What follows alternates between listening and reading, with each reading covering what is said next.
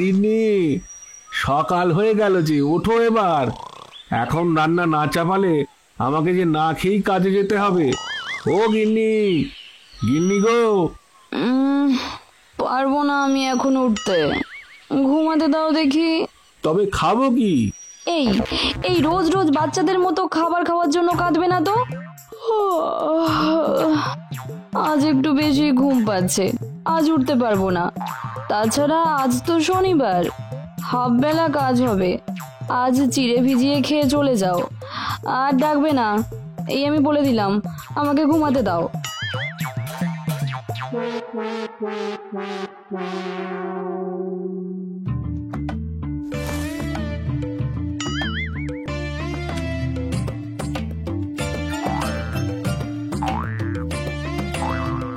না, দুধ কোথায় আছে খুঁজে পেলাম না। গিন্নিকে তো আবার ডাকা যাবে না, এক্ষুনি এমন ফোঁস করে উঠবে, খাবার আমার পেটে না, একেবারে মাথায় উঠে যাবে। শুধুই খেয়ে নি।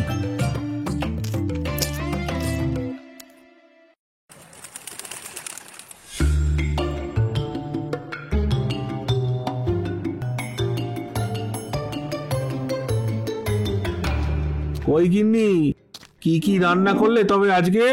কি রান্না করেছি?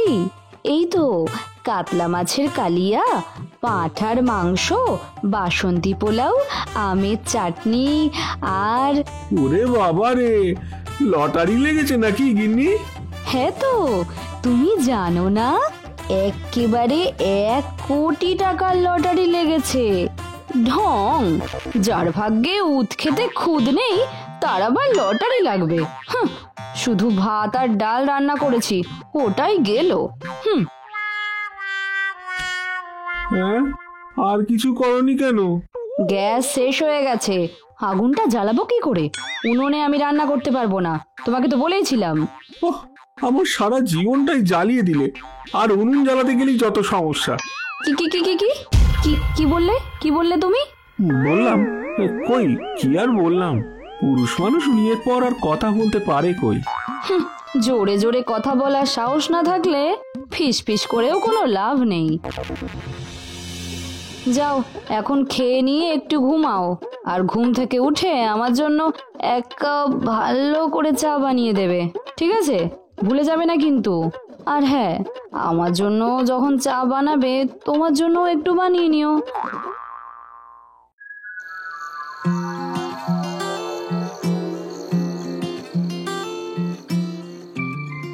নাও তোমার চা।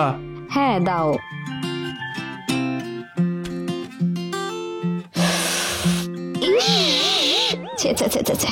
কি বিচ্ছিরি চা করেছো তুমি! হ্যাঁ, ইস, মুখটা একেবারে নষ্ট করে দিলে। জুটেছেও সত্যি আমার কপালে। আরাম করে একটু চা খাবো তারও উপায় নেই। জীবনটা একেবারে হারাম হয়ে গেল আমার। চায়ে চিনি তো ঠিকই আছে দেখছি, খারাপ কোথায় লাগছে খেতে? ও, শুধু যদি চিনি দিলেই চা হয়ে যেত তাহলে তো শুধু চিনিটাই খেয়ে নিতে পারতাম। গ্যাস পুড়িয়ে ফোটানোর দরকার কি ছিল জলটা? গিন্নি, কথায় কথায় এত রেগে গেলে হয় নাকি? এই তোমাদের সমস্যা। আসল কথা না বলে ঘুরিয়ে পেঁচিয়ে যতক্ষণ না জিলাপি বানাচ্ছ ততক্ষণ মজা আসে না। চায়ের সমস্যা কোথায় সেটা তো বলো। চায়ে না দিয়েছো আদা, না দিয়েছো ভালো করে চা, মনে হয় ঠিক করে জলটাও ফোটাওনি। একেবারে পানসে লাগছে। ছ্যাঃ। ও, দাও তবে আদা দিয়ে আর একবার ফুটিয়ে আনি। থাক, আর চা খেয়ে কাজ নেই, রাতের তরকারিটা বরং করে ফেলো। আমি ততক্ষণ একটু নেল পলিশ পরি, কতদিন সাজগোজি করা হয় না। এই, কি গো, সাজগোজের কথা শুনে যাচ্ছ কোথায়? 3 মাস আগে বলেছিলে একটা নতুন হার নিয়ে আসবে, তা কবে আনবে?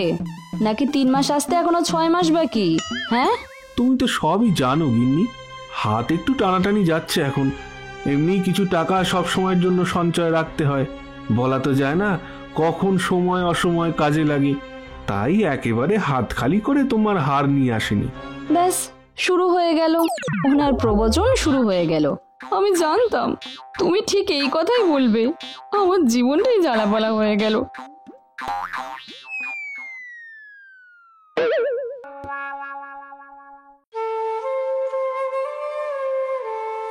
না না, গিন্নির এই অত্যাচার আমার যে আর সহ্য হয় না। একটা কোনো উপায় না বার করলে মোটেই হচ্ছে না। যে সারা দিন বাইরে কাজ করে ঘরে এসে এত ফরমাইশ, তাও আবার একটা ভুলে 10টা কথা শোনাবে, যেন যত সমস্যার কারণ হলাম এই আমি। কি বললাম আমি? গিন্নির যত সমস্যার কারণ এই আমি। আচ্ছা, তবে এই আমাকেই কিছুদিন সব কাজ ভুলে একেবারে শান্ত হয়ে থাকতে হবে।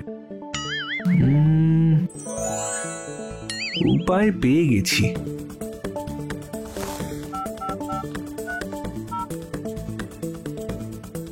অমিত, তোর কাছে নাটকের জন্য ডাক্তারের পোশাক আছে না? হ্যাঁ, আমার জিনিস আমার কাছে থাকবে না তো কার কাছে থাকবে?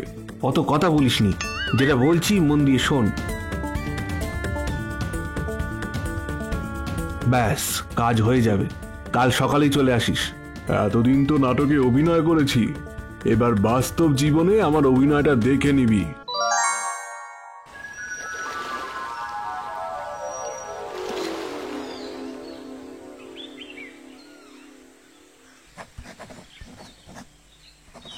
ডাক্তারবাবু, কেমন দেখলেন? লিগামেন্টে চোট লেগেছে, ভয়ের কিছু নেই, ঠিক হয়ে যাবে। তবে একেবারে বেড রেস্টে থাকতে হবে। আশা করছি আগামী 1 মাসের মধ্যে উনি সুস্থ হতে পারবেন। আর ওই ওষুধগুলো সময় মতো খাওয়াবেন। আর মনে রাখবেন, সম্পূর্ণ বেড রেস্ট থাকতে হবে। এই পা ঠিক হতে অনেক নাজেহাল হতে হবে আপনাদেরকে। ভগবান এত বড় বড় দুটো চোখ দিয়েছে, তা দিয়ে ঠিক করে দেখে শুনে হাঁটা যায় না? গাধা একটা, যত সব আমার কপালেই জুটেছে। আহা, কেউ কি জেনে শুনে নিজের কষ্ট ডেকে আনে? একটু শান্ত হন। এই তো কটা দিন, দেখতে দেখতে কেটে যাবে। সেই কদিন একটু স্বামীর খেয়াল রাখুন, একদম হুড়োহুড়ি করতে দেবেন না। আমি তবে আসি এখন। যা বললাম মাথায় রাখলেই মঙ্গল।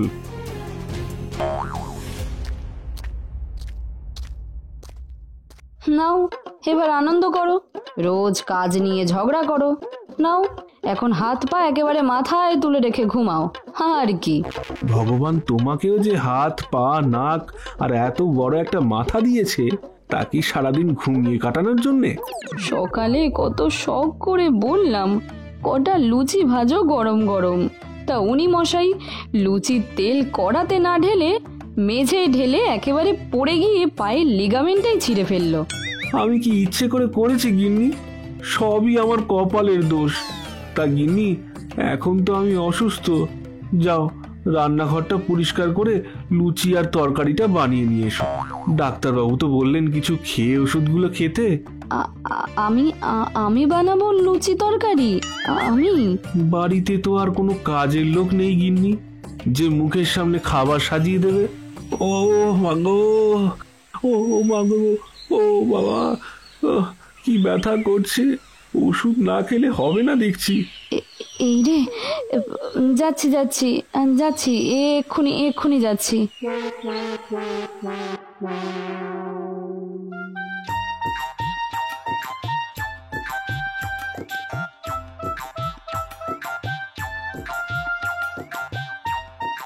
কতদিন পর রান্নাঘরে এসে কিছু বানালাম। রান্না করতে মন্দ লাগে না আমার।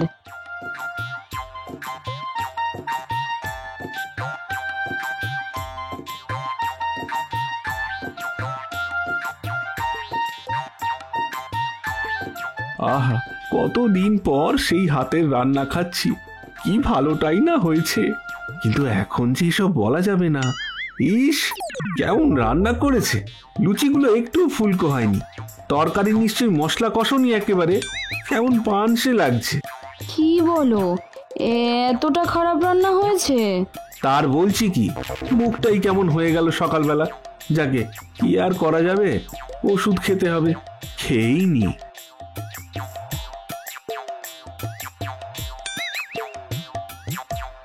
গিন্নি, 1 কাপ চা করে আনবে গো। হ্যাঁ, আবার চা? এই তো রান্নাঘর থেকে সবে বেরোলাম, আমি এখন চা করতে যেতে পারবো না। চাটা খেতে বড্ড ইচ্ছে করছে, কি যে করবো এই পা নিয়ে। যাই তবে। না না, ঠিক আছে ঠিক আছে, আমি যাচ্ছি।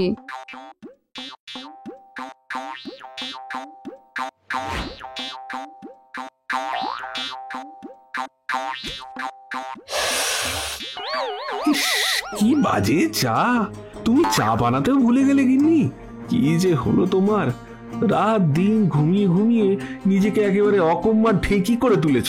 এমন এমন করে বলছো কেন গো? মানছি অনেকদিন ভালো করে রান্না বান্না না করায় আমার রান্নার হাতটা খারাপ হয়ে গেছে, তা বলে এভাবে বললে কষ্ট হয় না বুঝি? ও সত্যি খারাপ লাগে বুঝি? উফ, খুব কষ্ট হচ্ছে রান্না করে। যাই, এবার একটু শুই। সে কি, এখন কি শোয়ার সময় গিন্নি? ঘর বাড়ি ঝাঁট দিয়ে পোঁছা লাগাও, ঠাকুরকে জল তুলসী দিতে হবে তো। এ বাবা, ইস, তাই তো গো, এখনো এত কাজ। আমি একা একা কি করে করব সব? এই আবার এমন কি বেশি কাজ গিন্নি? মনে করে দেখো, এই গতকাল পর্যন্ত এই আমি একাই বাড়ির সমস্ত কাজ করে তবেই তো কাজে বেরোতাম, তাও আবার কপালে খাবারটাও জুটতো না। যাও যাও গিন্নি, বেলা হচ্ছে, মঙ্গল অমঙ্গলের একটা ব্যাপার তো আছে নাকি?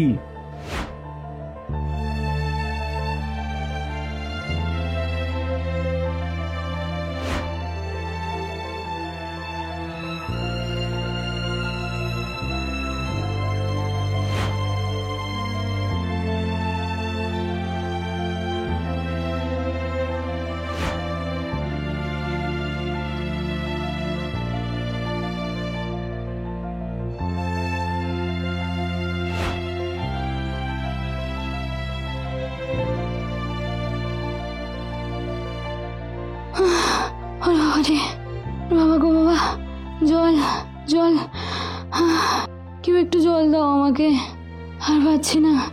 উফ, জলটা নিজেই নিয়ে খাও গিন্নি, হাঁপিয়ে গেলে হবে না। এখনো দুপুরের খাবারটাও বানাতে বাকি আছে। বুঝেছি, প্রতিশোধ নিচ্ছ। আমিও তো ঠিক এমন ব্যবহারটাই করতাম।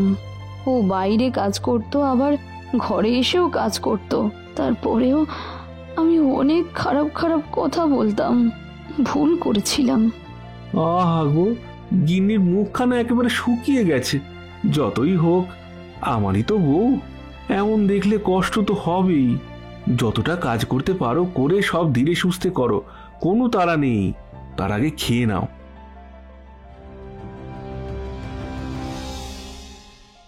তোমার লুচি তরকারিটা যে একেবারে ঠান্ডা হয়ে গেল। এদিকে এসে বসো দেখি, আমি খাইয়ে দিই। কি হলো, এসো বলছি। আমি আমি আমি আর তোমাকে বাজে কথা শোনাবো না গো। আমি আমি ভুল ছিলাম, আমি বুঝতে পেরেছি। আমি আর তোমাকে কখনো বাজে কথা শোনাবো না, সত্যি সত্যি বলছি আমি। তাই বুঝি গিন্নি? তাহলে তো আমার পা সারতে বেশি দিন সময় লাগবে না। হ্যাঁ, ডাক্তার ডাক্তার এটা কখন বললো গো? আরে ডাক্তার বলল শুনলে না? বউ ভালো হলে বরে সুস্থ হতে আর কতক্ষণ। এটা কখন বললো? বলেছে বলেছে, তুমি খেয়াল করনি। নাও নাও, হাঁ করো দেখি, লুচিটা খাও। আ আ আ